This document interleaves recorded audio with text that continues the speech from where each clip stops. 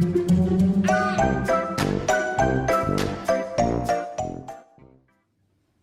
guys, Sandy here, and today I am scrapbooking rainbows. Now you probably can't tell from this cut file here, but we're gonna make some magic happen with it. So this is actually a cut file from Brutus Monroe to make a shaker box out of it, but I decided to blow it up on my Cricut and make a full layout out of it. Let's see what I can do.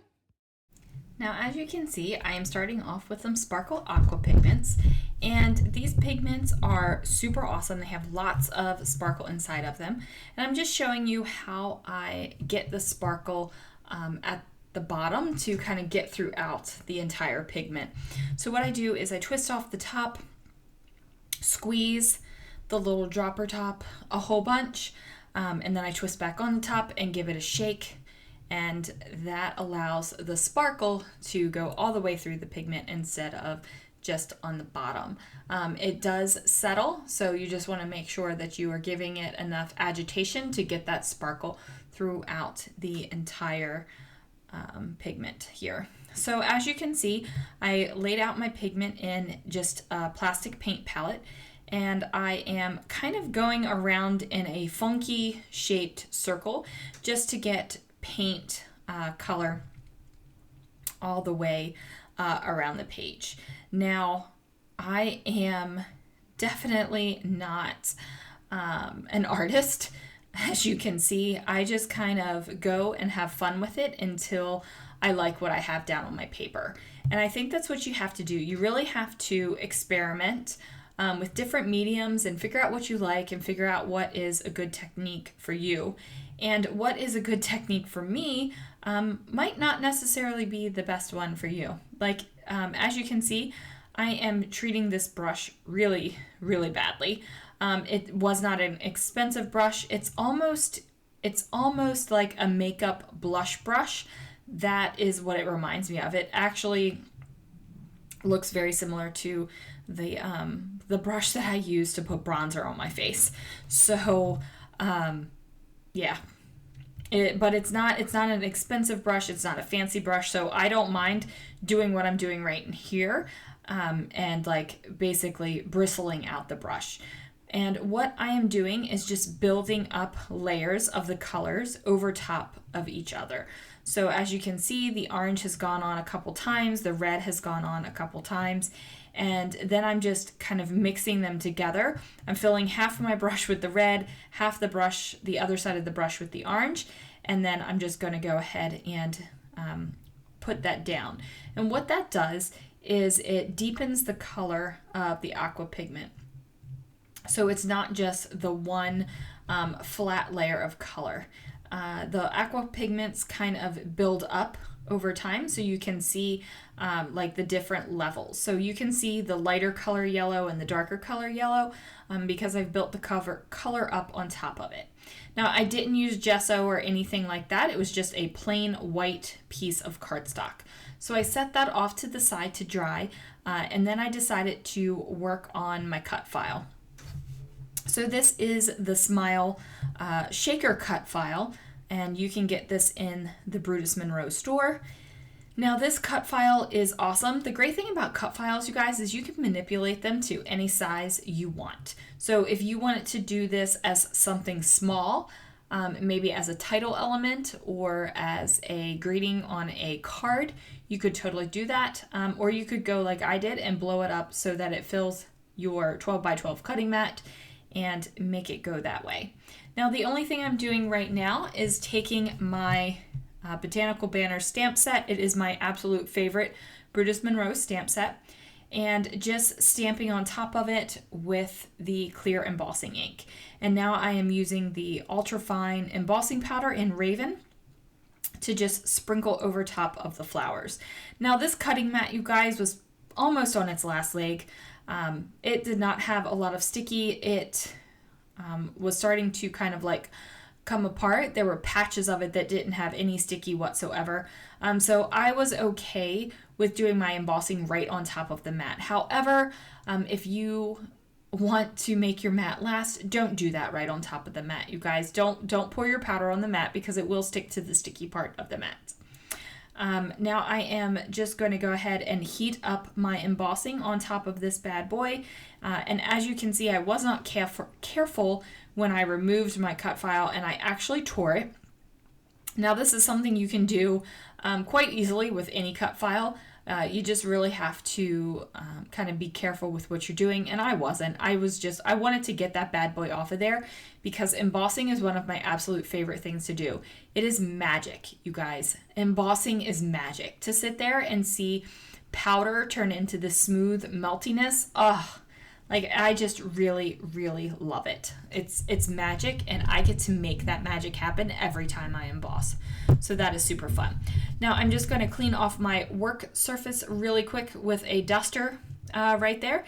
And that is my biggest tip for embossing powder, because no matter what you do, whether you use coffee filters, whether you use, an embossing tool thing that's made for that kind of thing, the powder gets out. The powder just gets out.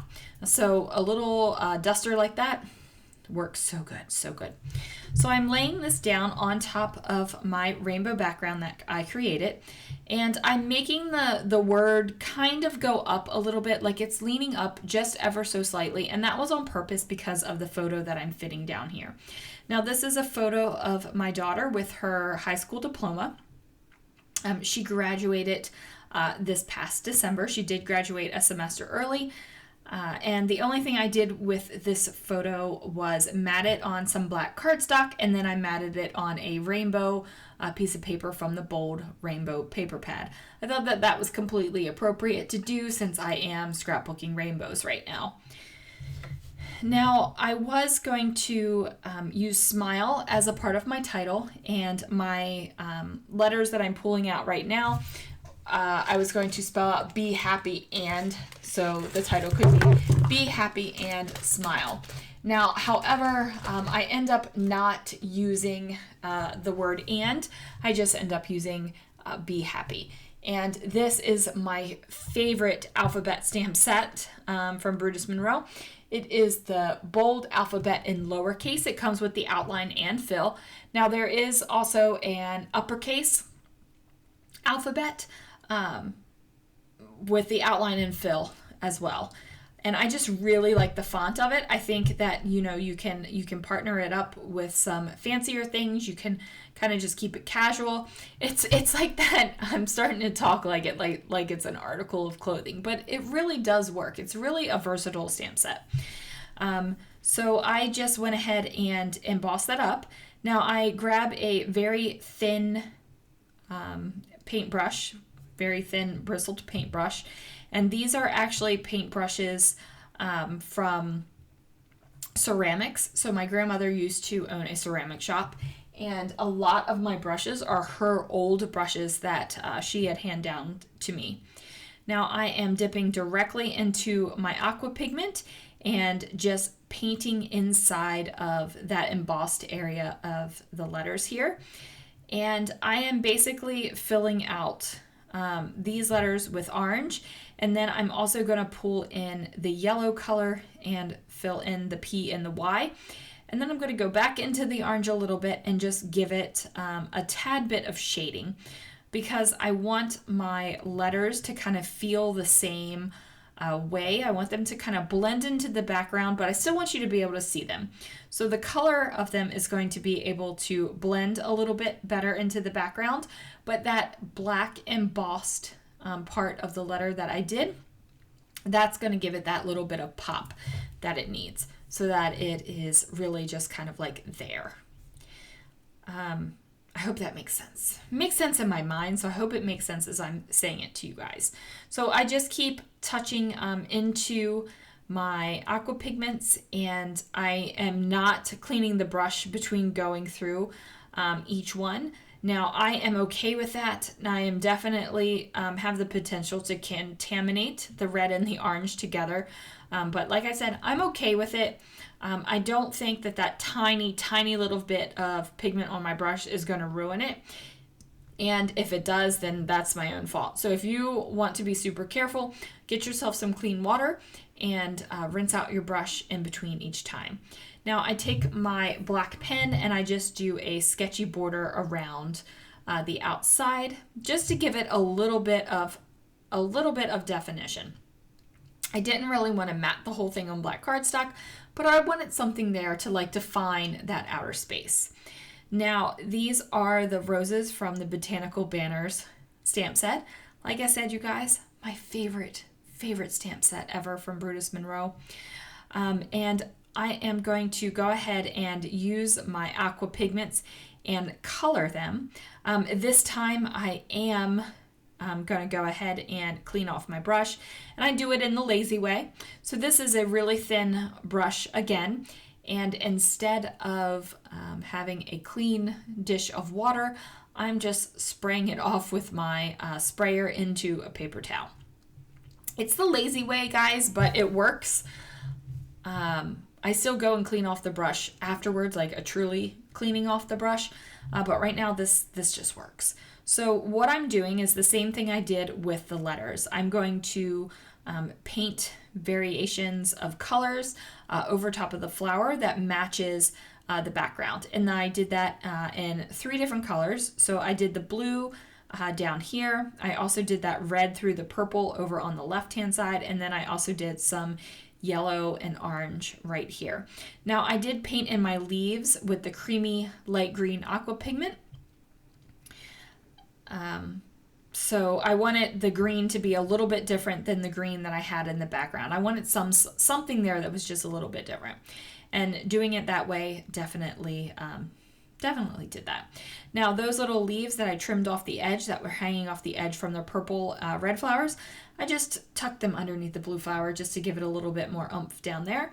Now I do go ahead and pull some sparkly black enamel dots to sprinkle around my page just to give it a little bit of an extra oomph there. And then I do write just a line or 2 of journaling underneath of my daughter's photo. And then that is going to do it for this layout, you guys. Thank you so much for watching. Thank you so much for joining me. Make sure you hit that subscribe button, ring that bell so you get notifications every time a video is posted, and I will see you guys again real soon for another video.